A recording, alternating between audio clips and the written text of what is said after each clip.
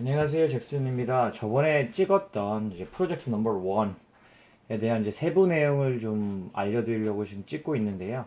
왜냐하면 5분 동안 반복해서 설명을 하라고 말씀드렸는데 그 부분에 있어서 이것들을 어떤 면에서 강조를 해야 되고 어떤 면에서 설명을 해야 되는지 제가 직접 설명드리기 위해 지금 이 영상을 다시 찍게 되었습니다.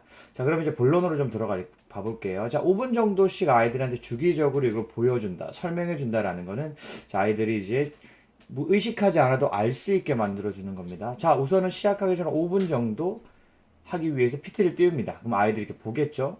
근데 뭔가 복잡해 보여요. 하지만 이제 세부 내용을 잘 들어보지 못했기 때문에 이제 접해보지 않았기 때문에 어려움을 느끼는 거고요. 그럼 이제 설명을 한번 시작을 해볼게요.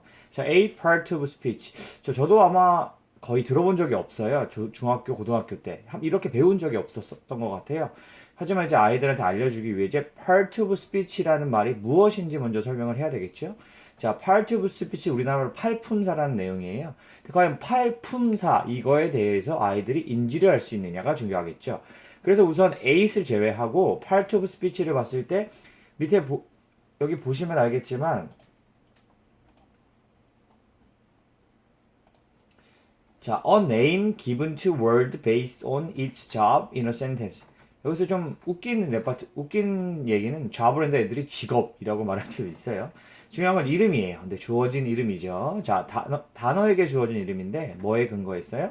문장의 역할에 대해서 주어진 이름이라는 거죠. 그래서 자, 쉽게 얘기하면 part of speech라는 말은 우리나라 이제 각각의 역할을 갖고 있는 한 가지의 단어란 뜻이 되는 거예요.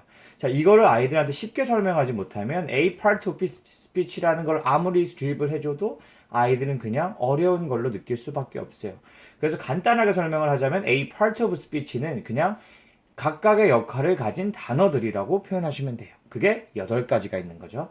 자, 그럼 첫 번째로 볼게요. 첫 번째. 우리가 가장 많이 쓰는 verb를 한번 볼게요. 자, 일반적으로 verb는 3가지가 있죠?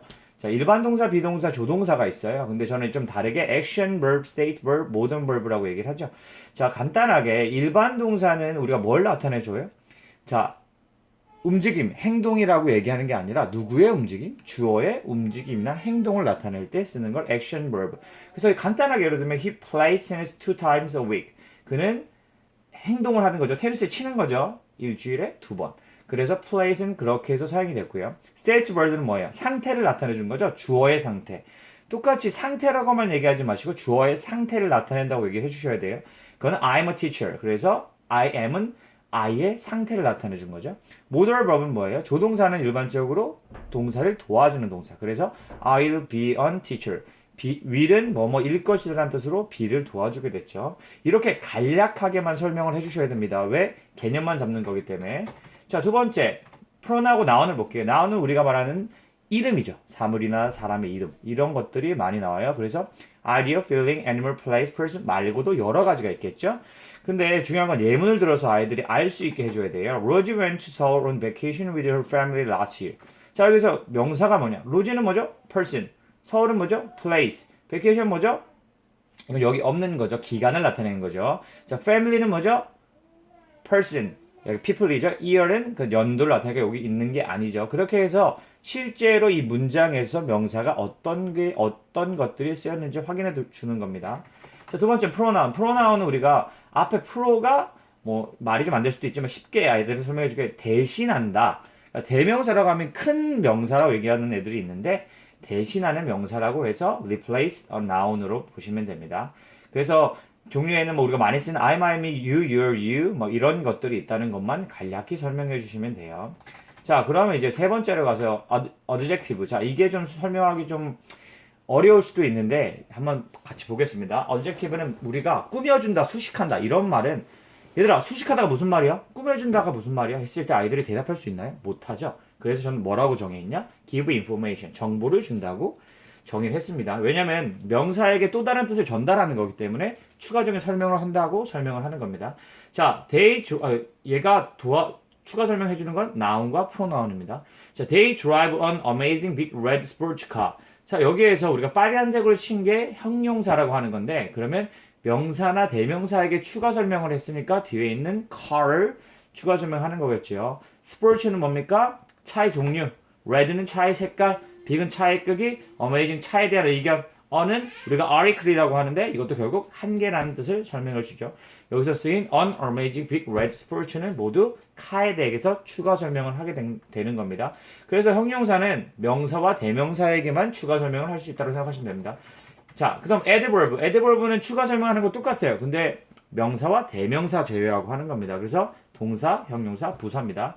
그래서 부사도 결국은 추가 설명하기 위해 나온 겁니다. Yesterday evening we worked somewhat slowly in a very beautiful garden. Fortunately I arrived at school on time. 자, 부사라고 하면 아이들이 잘 모르겠어요 라고 하는 말이 많아요. 알 것 같은데 모르겠대요. 결국은 정확한 정의를 모른다는 얘기죠. 똑같은 거예요. 부사도 동사, 형용사, 부사, 문장 전체에다가 추가적인 설명을 해주고 나오는 겁니다. 여기서 보시면 yesterday evening 결국 누굴 도와줘? 누구에 대한 설명을 해준 거죠? walk. 그러니까 어제 밤에 걸었다는 뜻이죠. somewhat slowly는 그러니까 천천히랑 다소 천천히랑 다르죠. 다소라는 뜻이 slowly 부사에 다른 정보를 추가적인 정보를 제공해 준 겁니다. 자, beautiful은 뭡니까? 아름다운이란 형용사인데 자, 이거에 강조하기 위해 앞에 very가 온 겁니다. 그래서 very는 부사로 사용이 됐고요. fortunately는 다행스럽게도 이 문장 전체를 설명해 줄 수 있게 나온 겁니다. 그래서 쉽게 설명하면 adverb랑 adjective랑 같이 붙들고 추가적인 정보를 줘야 되는 상황인데 누구한테 줄 수 있는 것인가? 그것만 설명해 주시면 아이들한테 조금 더 명확하게 올 수가 있습니다. 자, preposition은 일반적으로 place, time, position입니다. 자, 시간과 장소와 위치를 나타내 주는데 자, 우리가 많이 쓰죠. in, on, at, by, from, with, before. 문법식의 대부분은 시간에 대한 전치사, 장소에 대한 전치사 그것만 나열해 주는데 결국 같이 볼 수 있는 눈을 길러줘야 됩니다. 그래서 예로 하나 들었지만 I will see you at the office on Monday. 자, 그래서 at은 명사 앞에 붙어서 장소를 나타내 줬고요. on은 요일 앞에서 시간을 나타냈죠. 자, 그래서 이거는 이제 여러 가지 애들이 있지만 간략하게 개념만 이해시키는 거기 때문에 그렇게 설명을 하겠습니다. 자, 컨정션은 우리가 이제 접속사라고 하는데 많죠, 접속사. 우리가 말하는 접속사. 그럼 접속사는 뭘 하는 거예요? 문장과 문장을 연결해 주거나 단어와 단어를 연결해 주죠. 그래서 connective idea, 연결되는 생각이라는 개념을 갖고 있는 겁니다. 우리가 많이 쓰는 but, and, or, so, because 아주 간단한 예만 들었죠. 개념만 이해하기 위함입니다. 자, 그 다음에 마지막으로 interjection, 우리가 감탄사입니다. 자, 영화에도 많이 나와요. 영화에도 이제 약간 듣기 좋지 않은 말들이 많이 나오죠. 그럼 결국 그건 언제 나와요? 갑자기 내 감정이 올라올 때, sudden emotion, 이럴 때 나오는 거를 감탄사라고 합니다. 어떻게 보면 hi, hello도 일종의 감탄사로 얘기할 수 있다고 하더라고요. 아직 정확한 건 아니지만. 그래서 wow, ouch, oops, hey 같은 것들도 감탄사로 정의가 됩니다.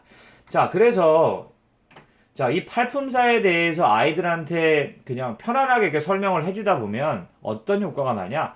처음에 part of speech가 뭐야? 하고 있겠죠. 근데 시간이 지나면 팔품사요. 품사가 뭐야? 문장에 대한 역할이었나요? 이렇게 되고요. 두 번째가 되면 문장에 대한 역할에 관련돼 있는 것 같아요. 세 번, 네 번이 되면 문장의 역할이 주어진 단어들을 뜻합니다라는 말이 자동적으로 나옵니다. 그러니까 아이들이 똑같은 거예요. 가사도 노래 가사도 말씀드렸듯이 계속 부르면 들어요. 그러면서 자기가 나를 모르게 이해가 돼요. 그런 것처럼 똑같은 겁니다. 이 팔품사의 개념이 정확히 인지가 되면 아이들이 영어를 보는 능력은 정말 좋아집니다. 일부 학생들이 저한테 다른 영어를 보게 됐다고 얘기도 했어요. 그래서 이 팔품사가 수업 시간에 5분에서 10분 정도, 그러니까 처음엔 좀 시간이 걸리겠죠. 처음 설명하니까 10분. 근데 반복을 하면요, 아이들한테 질문을 던져요. 처음엔 다 설명해 주지만 시간이 지나서 얘들아, verb는 뭐가 있니? 애들이 일반 동사, 조동사, 비동사 각각이 뭐하니? 애들이 대답을 합니다. 그럼 뭐예요? 결국 아이들의 이해도가 점점 더 올라간다는 거죠. 하지만 아이들은 공부하려고 해서 한 게 아닙니다. 반복적으로 듣고 하다 보니까 아이들이 자기도 모르게 머릿속으로 정리가 되는 겁니다. 그래서 문법 같은 것들도 결국은 한 번 설명해 주는 게 중요한 게 아니라 아이가 그걸 마스터할 때까지, 자기가 설명해 줄 수 있을 때까지 완벽히 만들어 주는 게 중요하다고 생각합니다. 자, 그래서 이 팔품사에 대해서 만약 사용하시고 싶으신 분들은 직접 이와 같은 방법으로 사용해 보시면 분명 효과를 보실 수 있을 겁니다. 네, 감사합니다. 잭슨이었습니다.